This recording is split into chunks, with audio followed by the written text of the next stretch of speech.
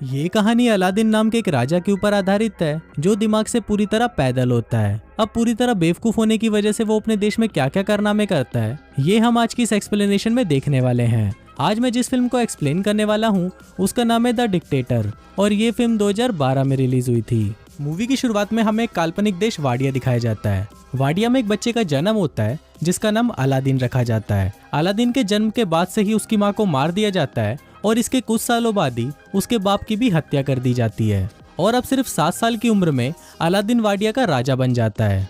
इसके बाद सीन यहीं कट होता है और हम कुछ साल बाद का सीन देखते हैं जहां अलादीन अब बड़ा हो चुका है। अलादीन अपने बाप की तरह ही सनकी और पागल है और उसके मन में जो आता है वो वही करता है। वो अपने देश में ओलंपिक गेम्स रखवाता है जिसमें वो खुद भी हिस्सा लेता है। फिर गेम के दौरान अगर कोई उससे आगे निकल जाता है तो अलादीन उसे गोली मार देता है और खुद वो गेम जीत जाता है और इसी तरह वो ओलंपिक में 14 गोल्ड मेडल जीत जाता है। इसके बाद अलादीन अपने महल के बाहर आता है और अपनी प्रजा को बोलता है कि जल्दी ही पूरी दुनिया हमारे आगे घुटने टेकेगी। हम जल्दी ही न्यूक्लियर वेपन तैयार कर लेंगे, पर किसी पर हमला करने के लिए नहीं बल्कि शांति बनाए रखने के लिए। और ये बोलते ही वो हंसने लग जाता है। इसके बाद अलादीन अपने न्यूक्लियर रिसर्च सेंटर में जाता है और वहाँ पर वो अपने चाचा तामीर से मिलता है। फिर वो दोनों अंदर जाते हैं और वहाँ अलादीन देखता है कि उसकी मिसाइल बहुत ही छोटी बनी है। अब ये देखकर अलादीन को बहुत गुस्सा आ जाता है और वो अपने साइंटिस्ट नदाल को बुलाने के लिए बोलता है। पर इस पर बाकी के साइंटिस्ट उसे बताते हैं कि जब आप पिछली बार यहाँ पर आए थे तो आपने नदाल को मरवा दिया था। अलादीन को इस बारे में कुछ याद नहीं होता, पर जब वो अपने दिमाग पर जोर डालता है तब उसे याद आता है कि जब वो 2 साल पहले यहाँ पर आया था तो उसने अपने साइंटिस्ट नदाल को मरवा दिया था।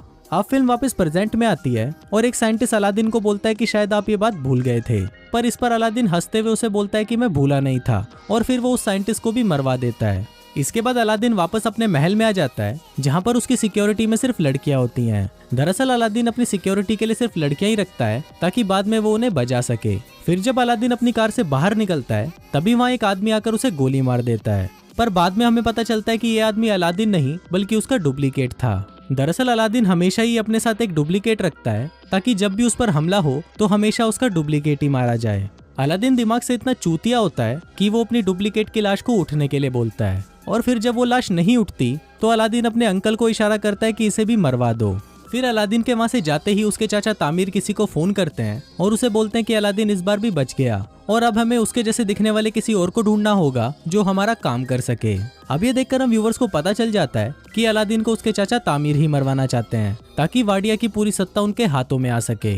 इसके बाद ये लोग अलादीन के हमशक्ल को ढूंढना शुरू करते हैं और उन्हें एक आदमी मिल भी जाता है जो बिल्कुल अलादीन की तरह दिखता था, पर यह आदमी भी अलादीन की तरह ही दिमाग से पैदल होता है। दूसरी तरफ हम अलादीन को देखते हैं जो एक हॉलीवुड एक्ट्रेस मेगन फॉक्स के साथ पलंग तोड़ रहा होता है और पलंग तोड़ने के बाद वो उसके साथ एक फोटो खिंचवाता है और वो उस फोटो को अपनी दीवार पर चिपका देता है। उसी दीवार पर हम और भी कई सारी लड़कियों की फोटोज देखते हैं जिनके साथ अलादीन अब तक पलंग तोड़ चुका है। फिर अगले दिन जब अलादीन वीडियो गेम खेल रहा होता है तभी वहाँ पर उसके चाचा तामीर आते हैं और उसे बोलते हैं कि तुम्हें अमेरिका जाकर अपने परमाणु हथियार बनाने के बारे में उन्हें सफाई देनी होगी और अगर तुमने ऐसा नहीं किया तो वो लोग अपनी फौज को यहाँ बेचकर वाडिया पर कब्जा कर लेंगे।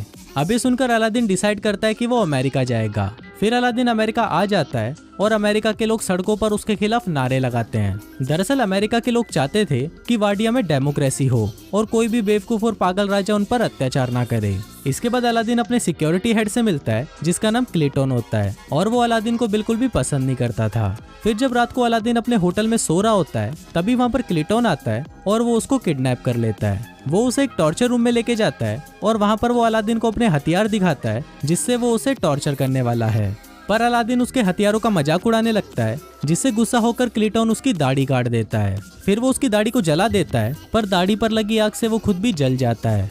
दूसरी तरफ अलादीन भी खुद को रस्सियों से आजाद कर लेता है और वहाँ से भाग जाता है। अब अलादीन की दाढ़ी कट जाने की वजह से कोई भी उसे पहचान नहीं सकता था। फिर अगले दिन अलादीन उसी जगह जाता है जहाँ पर उसे भाषण देना था। तभी वो वहाँ पर देखता है कि उसका हमशक्ल उसके चाचा तामीर के साथ वहाँ पर भाषण देने के लिए जा रहा है और अब अलादीन ये सब देखकर समझ जाता है कि ये सारा खेल उसके चाचा तामीर का है। अब अलादीन को बहुत ज्यादा गुस्सा आ जाता है और वो रेलिंग तोड़कर अंदर जाने की कोशिश करता है, पर तभी सिक्योरिटी उस पर हमला कर देती है और वो नीचे गिर जाता है। तभी वहाँ पर जोई नाम की एक लड़की आती है और वो उसे स्कूटी पर बिठाकर वहाँ से ले जाती है। इसके बाद जोई उसे अपनी दुकान पर लेके जाती है जहाँ पर वो काम करती थी जोई अलादीन को कुछ कपड़े देती है और उसे पूछते है कि क्या तुम मेरी दुकान पर काम करोगे, पर इस पर अलादीन उसे बोलता है कि मैं चूतियों के साथ काम नहीं करता, और ये बोलकर वो वहाँ से चला जाता है। अब अलादीन सड़कों पर भटक रहा होता है और तभी वहाँ उसे नदाल दिखता है, जिसे उसने कई सालों पहले मरवा दिया था।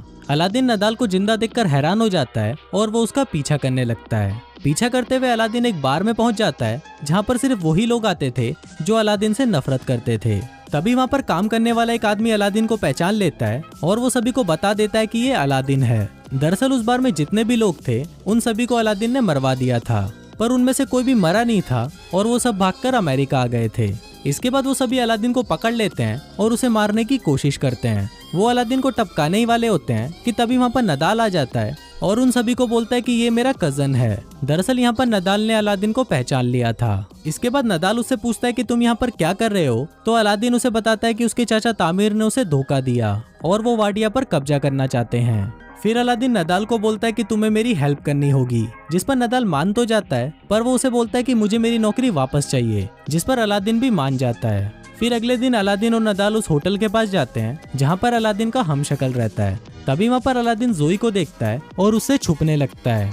फिर नदाल उसे पूछता है कि तुम ऐसा क्यों कर रहे हो, तो अलादीन उसे बताता है कि मुझे वो लड़की बिल्कुल भी पसंद नहीं है, जिस पर नदाल उसे बोलता है कि अगर तुम इस लड़की को जानते हो तो उसकी मदद से हम इस होटल में आसानी से पहुंच सकते हैं। अब अलादीन ना चाहते हुए भी जोई की शॉप में काम करने लगता है, पर वहां पर वो ढंग से काम करने की बजाय सभी चीजों को बिगाड़ देता है। फिर अलादीन को नदाल का कॉल आता है और वो उसे बताता है कि मैंने सारा प्लान बना लिया है। हम कैंटीन के सामान के बहाने से उस होटल में जाएंगे और वहाँ पर नकली अलादीन को हटाकर उसकी जगह असली अलादीन को ले आएंगे।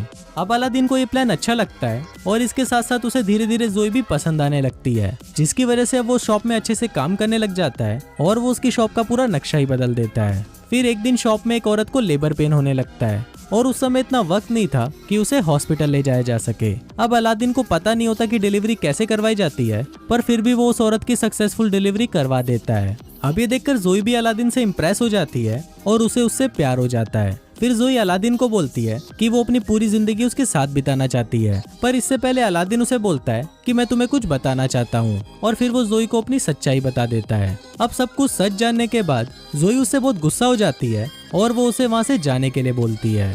फिर अलादीन जब सड़कों पर घूम रहा होता है तो वो टीवी पर देखता है कि वाडिया के लोग उसके जाने से बहुत ज्यादा खुश हैं और वो अपने देश में डिक्टेटरशिप नहीं चाहते।